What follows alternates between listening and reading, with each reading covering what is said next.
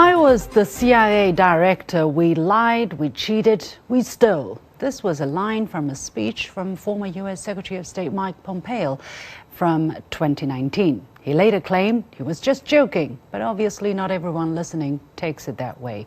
4 years later, in an expose by U.S. investigative journalist Seymour Hersh, the agency was said to have carried out a covert operation under the director of President Biden to blow up the Nord Stream gas pipelines. What exactly is the role of the CIA in the U.S. political system? Whom does it serve, the Constitution or the Crown? And as this year marks the 20th anniversary of U.S. invasion of Iraq, has the lesson been learned on not to justify war with false intelligence? Welcome to a special edition of The Point with me, Liu Xin, an opinion show coming to you from Beijing. I had the opportunity to speak to Ray Mcgovern, who served as an analyst with the CIA for 27 years. I started by asking him how the CIA misinterpreted information to serve the political needs of the White House.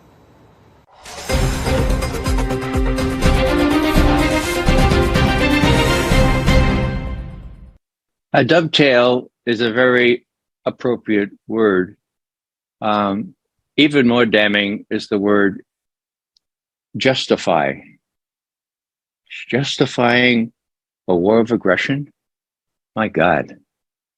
If you falsify intelligence to justify a war of aggression, that's as bad as it gets in my profession. And that's what happened. You don't have to believe Mcgovern. The Senate did a 5-year study, and introducing the results, a bipartisan result, Senator Rockefeller, the chair of the Senate Intelligence Committee, said, what evidence was adduced to justify this war was untrue, unsubstantiated, contradicted, or even non-existent. His words. Now, what does non-existent intelligence look like? Well, use your own imagination, but that was a very sorry chapter in the history of my experience in intelligence, and we formed a group called Veteran Intelligence Professionals for Sanity. And we used that last word advisedly because there was not a lot of sanity in Washington 20 years ago, and there's not a lot of sanity among upper leaders in Washington now. What kind of possible role do you think the CIA may have played in this particular sabotage, Ray? Well, people have to understand that the CIA is not a rogue element. The CIA does what the president tells it to do. There's an instinctive salute if the president says do something. Now, does the president have legal authority to do that? Unfortunately, the National Security Act of 1947 has been interpreted that way. There's a phrase in there that said, the Director of Central Intelligence shall perform such other functions and duties as the President shall from time to time direct. Even based on bogus or non-existent intelligence? Well, it's to the operators. I've drawn a distinction between the analysts, the division of CIA where I worked, and the operators. Now, on an operation like this, the analysts would be kept just as much in the dark as the rest of the world, okay? They would have no way to say, this doesn't make any sense. They're going to find out about this. This is going to be awful. Now, Cy Hersh says there were some that said that, but that doesn't matter. If the president tells the bureaucrat who heads the CIA, in this case, a former State Department person, Bill Burns, if he says, do it, as Cy Hersh says, Burns turned to his people and said, the president says, do it, even though there was great reluctance on the part of these people to carry out this operation. Can we do it? Yes, we can do it, okay? Now, when it was first learned that it was possible to do it, despite how secret everybody wanted to make it, Joe Biden got up on the 7th of February and said, yeah, we can do it. And mark my words, it will not happen. The Nord Stream 2 will not be followed. So, it's really a sad commentary on what CIA operators will do because they do everything the president says. And this was true also in falsifying the information before the Iraq War. And to my great disappointment, some of my colleagues on the analysis side participated in that charade, in that deception. What is the consequence of such an abuse of power, let's say, and using intelligence that cannot be disclosed to the public to launch wars and to carry out very dangerous acts, sabotage such as this one? What do you think is the consequence for the United States and for the world if Hersh's revelations are really proved to be true? Well, whether or not they're accepted for publication in the mainstream media, the complications are serious. Suffice it to say that for 6 years now plus, Americans have been brainwashed on the notion that Mr. Putin in Russia is evil incarnate, that he's a new Hitler, that he's going to take over the rest of Europe, if not the world. It's almost as though the Soviet Union didn't implode. Now, 6 years of brainwashing like that will allow the people in charge to manipulate, to tell the American citizens, look, we have to face Mr. Putin down in Ukraine or else he'll take over the rest of Europe. Crazy. There's no indication he's going to take over the rest of Europe. He doesn't even want to take over Ukraine. He just wants security on his border. Okay. So what does that mean? That means that the American people will be totally unprepared for what's going to happen in the next couple of months. And what's going to happen? The Russian forces are going to move west. They're going to reach the Dnieper River, mark my words, and then it will be time to deal. Do you want us to go farther west of the Dnieper, or will you deal now? Will you accept the Dnieper as sort of like a demilitarized zone of some kind? Withdraw your long-range artillery and keep our people safe, or will these people who feel themselves privileged and exceptional, will they test the waters to the point of even considering the use of tactical nuclear weapons? Yeah, I wish I could say that would be ridiculous, but what this crew, with the people advising Biden, have already countenanced and implemented is ridiculous. I remember exactly 2 years ago, Sullivan and Blinken, the National Security Advisor and the Secretary of State, met with your highest representatives. What was it? Was it Anchorage, Alaska? And adopting the old British imperial tone, they told your representatives about the rules-based international order and that they better adhere to them because that's what we say.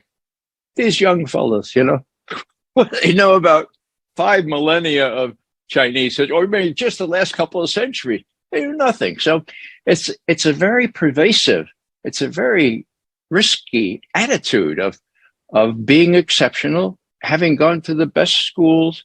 I remember Vietnam very well. I was there when it was going on, okay? Not in Vietnam, but I was watching it very, very closely. And who was it that got us into that mess, killing 3 million Vietnamese, 58,000 Americans? It was people from the same well-educated, well-dressed, and well-prepared schools, Harvard, Yale, and the rest of them. They were called in one famous book, the best and the brightest. There should be a real question mark around best and a real question mark about brightest, because they think they're the best and the brightest, but they've gotten the United States in a peck of trouble. The main problem is that the American people don't know that. They tend to blame it on Russia or China, depending on which day of the week it is. Now they're hyping that a Chinese lab could be the possible origin of COVID. And they were talking about China possibly or about to supply lethal weapons to Russia, always citing anonymous sources or intelligence that cannot be shared or data. and they make the assertion before they can be proved, even if they're proven wrong. That's for later. Where do you think where do you think all of this is leading to? Is the media towing the official line to go somewhere? Is there an end game or a particular situation they want to create? Yes, the major media has been as corrupt as I've ever seen it, even worse. General Eisenhower, who was our president 60 plus years ago, when he left, he said, the military industrial complex, the people profiteering on war, they pose a real danger to our democracy. Okay. And the only antidote to their accretion of power is a well-informed citizenry. It turns out he was exactly right. We don't have a well-informed citizenry now. It's really hard for people to believe that the United States would blow up a pipeline as an act of war, but I believe they did. It's hard for them to believe that they would manufacture evidence 20 years ago to justify, in quotes, a war of aggression. It's hard for them to believe that torture would be part of that. A war of aggression was spelled out at Nuremberg. It was spelled out as the supreme international crime, differing from other war crimes only insofar as it contains the accumulated evil of the whole. Accumulated evil? Think torture. Think all the other things that went on, not only in Iraq, but in Afghanistan, Libya, Syria. So the American people are blissfully unaware of this. And that's the job that falls to people like me, who have a degree of credibility given our service and give us how closely we have watched Russia in my case. But we don't get into the major media. Well, let's talk about Iraq, because you mentioned a couple of times, and it's the 20th anniversary of the US invasion of Iraq approaching. The US also had the big banner of bringing freedom and democracy to Iraq and to the Middle East. Do you buy all of that? Do you think that they had a genuine interest to spreading democratic ideas to that country? Do you think 20 years later they have succeeded if they really tried? It was a bogus claim. Number one, it makes no sense to try to export democracy. I mean, people have their own ways of governing. People have their own ways of structuring their economy.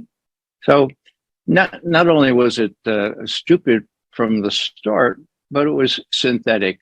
It was manufactured. We needed some reason to have gone into Iraq after it was discovered that, oh my God, there were no weapons of mass destruction. Oh my God, there were no ties between Saddam Hussein and Al Qaeda. So why do we do this? Oh, we wanted to bring democracy to Iraq. Give me a break. I think many Americans are even clever enough or smart enough to realize that that was bogus. It's more than bogus, though. I cite the halcyon days of the U.S. relationship with Mr. Putin. And that was 2013 when Barack Obama's advisors all told him he had to openly attack Syria because of some false flag attack. Obama, to his credit, resisted that. And he bragged about having resisted the Washington playbook at that point. But who pulled his chestnuts out of the fire? It was Vladimir Putin, who persuaded the Syrians to destroy all their chemical weapons under UN supervision on a ship specifically outfitted for such destruction. Now, the reason I mention that is because as all this was going on, and the date was September 12th, New York Times, Vladimir Putin has an op-ed published. And what does he say? He says, I really am gratified by the increased trust, mind you, between not only the United States and Russia, but also President Obama and me. The only problem I have, he says this in the last paragraph, is the notion that some nations are exceptional. President Obama, says Putin, said this just yesterday in a major speech. I don't think any country is exceptional. There are people closer to democracy, farther away from people developed, but as God looks down on all nations, he sees them all as equal. Now, that paragraph was penned by Vladimir Putin himself. I was told that at the time, and corroboration came about 3 years later when he was interviewed on a totally unrelated subject. And he was asked this question, and he repeated that last paragraph of the op-ed virtually verbatim. I think Putin believes that.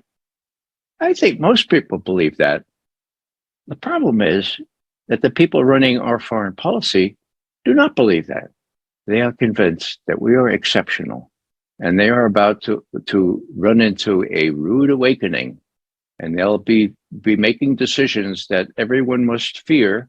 And so if I were in Mr. Xi's or Mr. Putin's shoes, I would be very, very alarmed. I would be very much on edge as to what these people might do. Last thing I'll say on that is that Mr. Putin was asked a question. It was October 27 at Valdai, the discussion club. He was asked about why the Americans are being obnoxious or taking on China at the same time as they're giving all kinds of weapons and facing down Russia in Ukraine.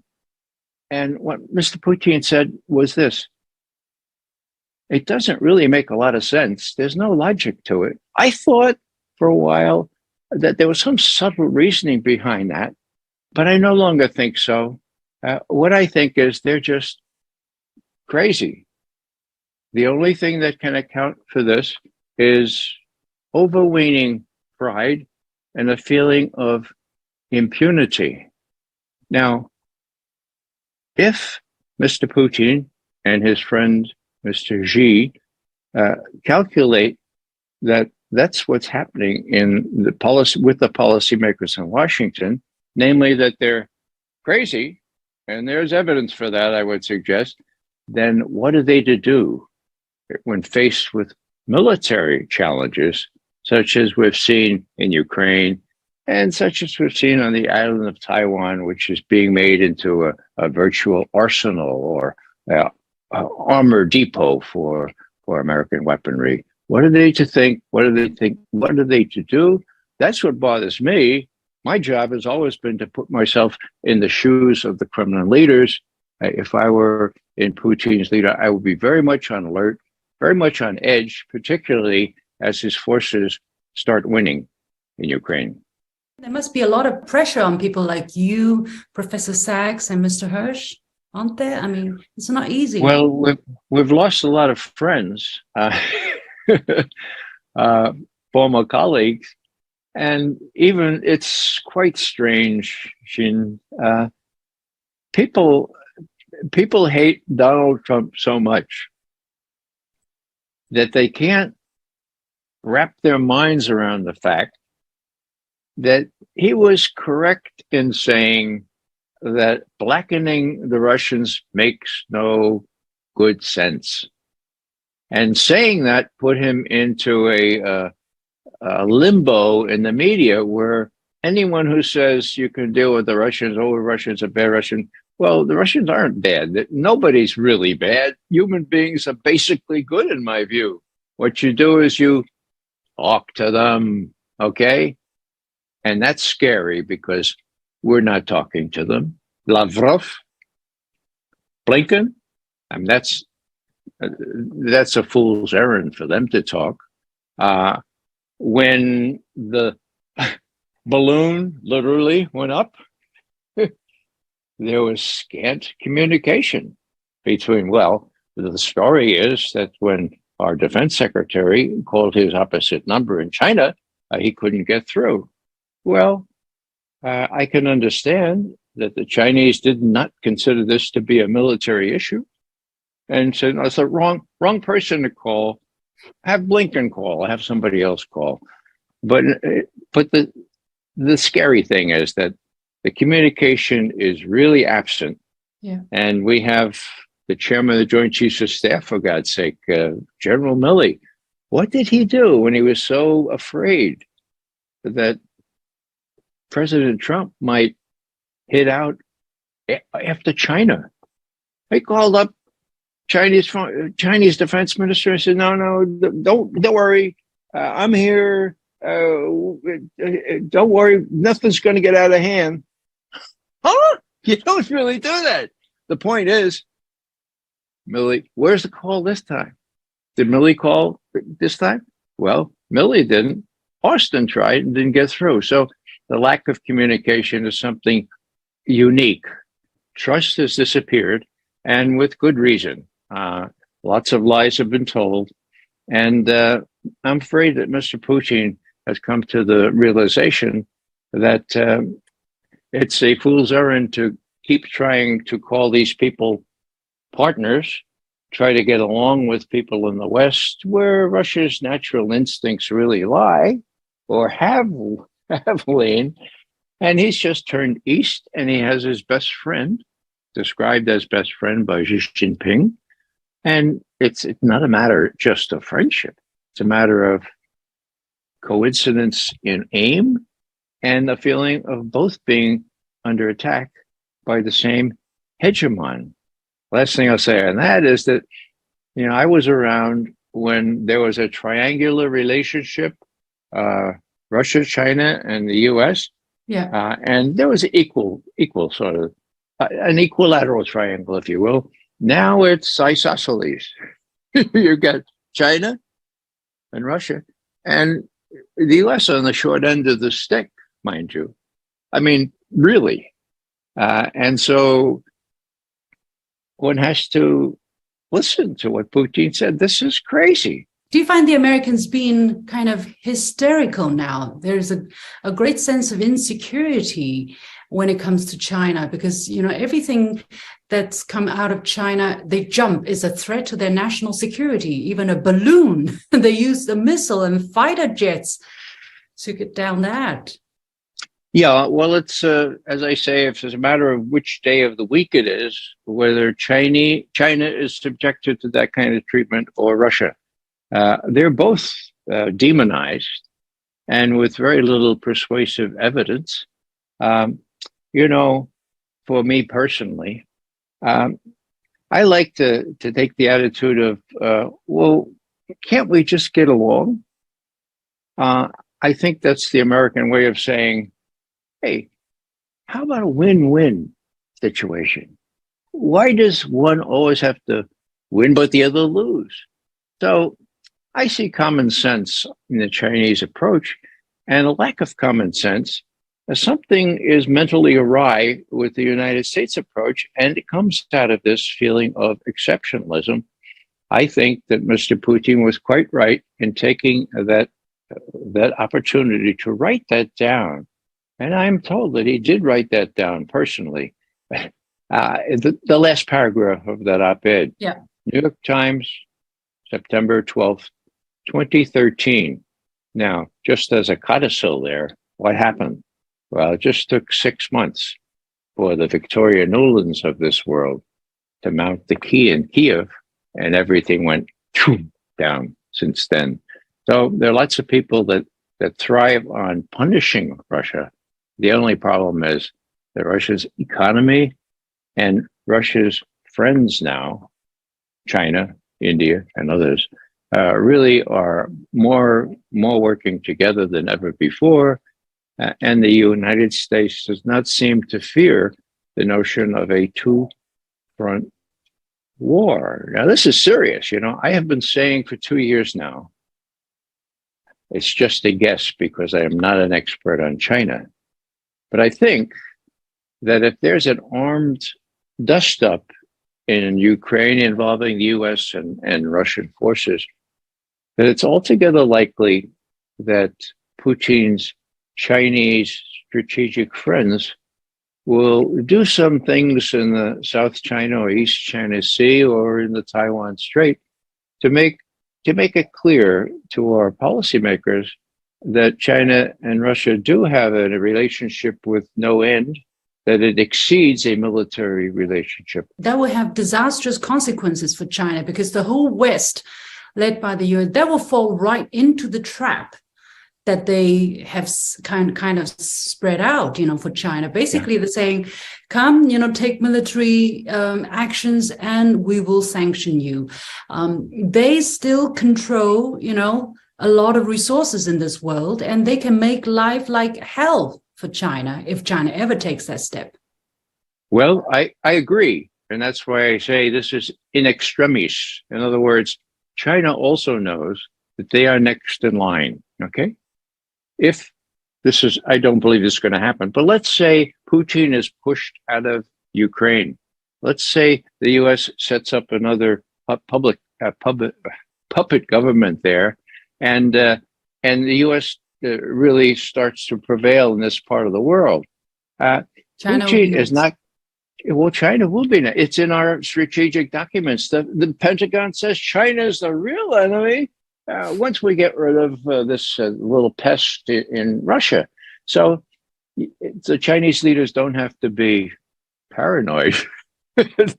they can read it in the document. Yeah, it's hard to believe, but as Mr. Putin has said, a lot of this is crazy, and it comes from a feeling of superiority, of being exceptional, and having impunity. That was once the case. We used to be the sole hegemon. Now, as many people say, it's a multipolar world. I prefer bipolar, not just in the psychiatric sense, okay? It's bipolar because it's the lily white West against the rest of the world, 80% of whom are people of color. There's a racial aspect to all this, and it speaks danger, extreme danger for the world. Let's hope that the leaders of China, Russia, and let's hope even the leaders in Washington will step back from the precipice and say, look, maybe the Chinese are right. Maybe we can do a win-win. That's the only outcome that will prevent the worst, in my view.